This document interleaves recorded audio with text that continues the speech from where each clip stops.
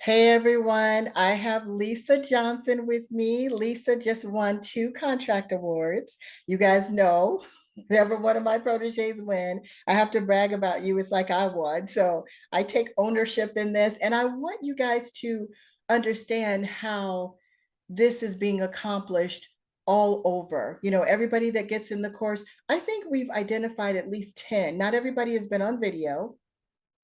But Lisa, she knew I was going to ask her. I told her, as soon as you win, you have to let me know. So this is Lisa Johnson. And Lisa, I'm just going to ask you a couple of questions to share with the audience. So how long do you think you got into the program? What, back in the summer? Was it the summer, July?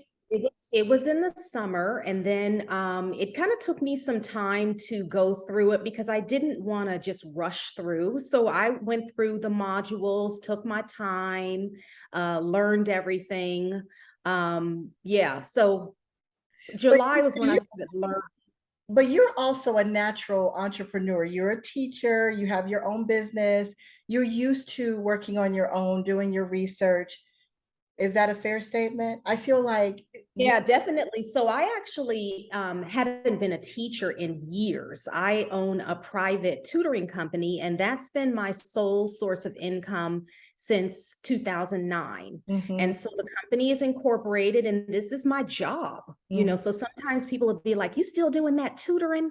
mhm. And I'm like, "Yeah, because it's my actual job." Yeah.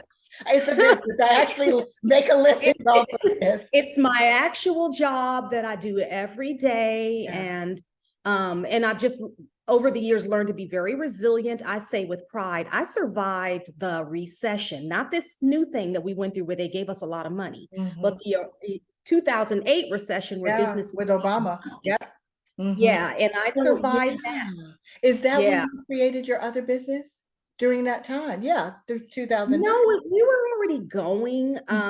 We were already going. Well, I should say we got incorporated in 2009. Mhm. I actually started in 2005. Okay. And so yeah, we were already fully going. Thankfully, I had savings. I had a really good credit, and Mhm. that was able to take me through that process. And then once it was over, we just sort of started back up. Mhm. And so when the hardships started coming around this time because of the pandemic, Mhm. part it was like part of me was already ready to get out of education. Like I didn't want to do that anymore. Even though I wasn't a teacher, I wanted to do something not, this is going to sound funny, but I didn't want to do a career that's female dominated. I wanted to get out of that mode of being in a woman career. No, I get And it. I get it. Because and I'm so going to be the only female manufacturer, with this medical device product that I'm doing. I get it. And people do look at me weird. It's like, oh, she's the CEO of this project? Because we're working yes. right now with a lot of vendors, but I did that, for a lot of reasons. And it's to open up the market. It's to help women and men understand we can do this. Small businesses, we can do this. And we don't have to stay in these certain arenas, these service arenas, or these basic. We have to um, grow when it comes to how we think. We have to grow our visions, and we have to explore and look at other things, because we do have a lot of small businesses in general that just focus in certain areas. That's why there's so many government contracts out there that are not filled, and that are Yeah. only being filled by these large corporations, because they don't know that we can do these things. And that's why I love DLA, Yeah. because they don't care that you're a woman. Now, there are people that try to block you, like on the hardware side, but there are a lot of manufacturers out there that want to work with no matter who it is. They like making money, and they like partnerships, because that's what it's about. You know, Yeah. and so that's good that you decided to expand out. But are you going to keep your other business while you also do DLA? Okay, so I think I'm going to give the same response as everyone else at first until I get to where I want to be, and then Okay, I want to do right. this. Okay. Um, so I really do like the fact that it's different, that Mm-hmm. I get to work with a completely different group of people Mm-hmm. when I'm sourcing, and I just really like that it's a different direction, Yeah, yeah. It's a and huge direction, a huge. yeah, I mean, it's yes, limitless what you yes. can do. Understand, because your first 2 contracts has the door is wide open. When you first contacted me, you only had one.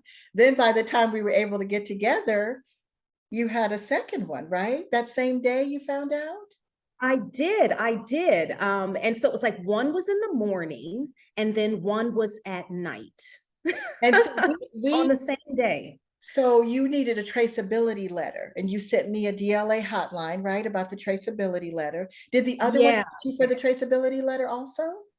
Okay, so the first one actually asked me for the paragraph statement where you had to Oh, it was describe everything. a Yeah, and that's verification. the one where I was like, I don't know what to answer to these questions. And so I did that one. And then the second one asked for traceability. Mm-hmm. Um, yeah, yeah. And it was interesting because the company with the second one, I couldn't really get traceability the way that you showed me. Right. But I was able to send the quote itself. The quote will And the work. quote, and Mhm. the quote itself had enough information that that was fine. Yes. Get Yeah. any. So what Lisa is saying is she went through a smaller verification process. When she first won, they wanted to make sure that she could be qualified to do this. And remember, you guys, don't let the verification qualification process scare you.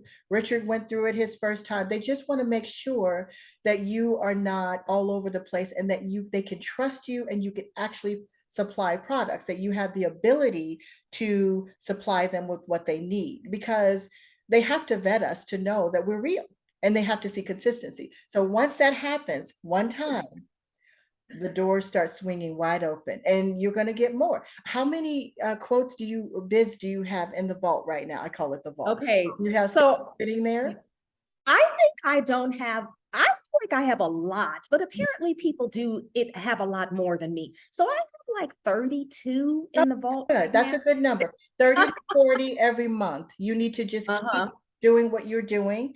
If you Yeah. Yeah. expand in the same NSN arena, that would be good. Mhm. If you see other products that, because you got this one supplier or manufacturer to work with you on this one item, what you want to do is see if they have other items that you might like to pursue and make Yeah. offers with the government. So, and we could talk about that. Lisa and I, of course, have some business to take care of because she has to get her contracts done. But overall, do you feel like it was an easy process for you? How do you feel about the process?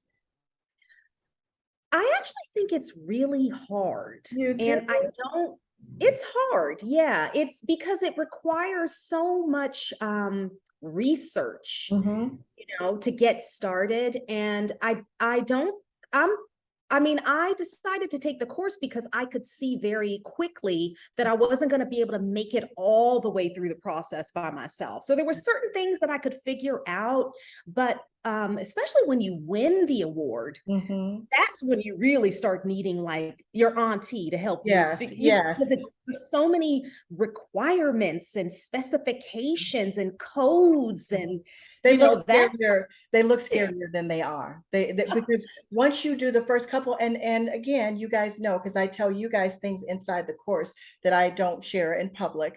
But once you do it the first time with the packaging, you might have a different product another time. It's okay. yeah It becomes less scary. With all of yeah my experience, I was scared too. I just did it.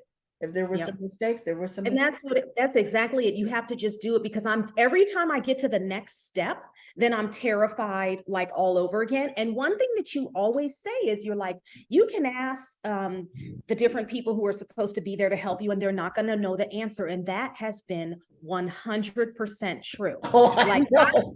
I'm trying to not bother you, and I ask someone else, and either they don't know or they make up a fake answer. Like Yes, I because they don't don't even know if know. they're just trying to lie to me, but they just make up some They BS. do. So, I told you and so, the first time I won, I didn't know what to do with the contract, and I was experienced, but I had never dealt with DLA before, and I yeah, called everywhere, PTAC, the small business people, the contracting yeah, officers. They're not very communicative when you win it because they think we know and they think we have help, mhm, and yeah, sometimes some things they don't know, but it's right. the FAR and the process is within the system.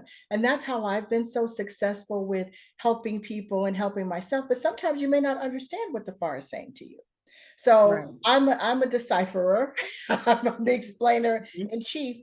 But if I don't know, I do know how to get the answer, not from the traditional people, but I know how to say to people, this is a question that lots of people have, just like the verification process was brand new. Nobody knew Yeah. it was coming. I went straight to the top and said, we're not complaining that this is happening. But my question to you is, why can't you guys do this before we win a contract? Yeah. Yeah. I Yeah. mean, this is crazy. But that was when I thought people would lose the contract, and I realized they're not going to take it because it happened to a few people. They're going to wait Yeah. until the other agency or their partners do, because everything is siloed. Everybody just does their job. The contracting officer is like, Michelle, I don't know what to tell you. And I'm Mhm. thinking, okay. And then you talk to the account verification people again, and they're saying, ma'am, we got to look, ma'am, they give you a ma'am, we got to do this. When somebody calls you ma'am, that means, can you just go along with this? And I do. And I Mhm. realized, Michelle, calm down. They're not going to lose their contracts when this happens. They'll either Yeah. do a short verification or they'll do a long one. And so I had to calm down to calm everybody else down. And then the next thing you know, the gates are wide open. And that's going to happen Yeah. to you. I told you, what do I always tell you guys? Be ready to win. Don't be Be ready. ready. Don't be thinking you're not going to win. Be ready Yeah. to win. And that's in everything. That's what I'm doing right now with the stuff. I'm trying to be ready. I'm trying Exactly. to be, when the opportunity comes, I'm trying to be ready. So that's what I want Right. you to do. But thank you so much, Lisa. I really Thank appreciate you you. sharing Thank with us. you. I'm And so happy to be a part of this. that's good. That's great. I really appreciate you being here. So now Lisa and I have to get to our business. We'll talk to you guys later. So Lisa, I'm going to stop the recording.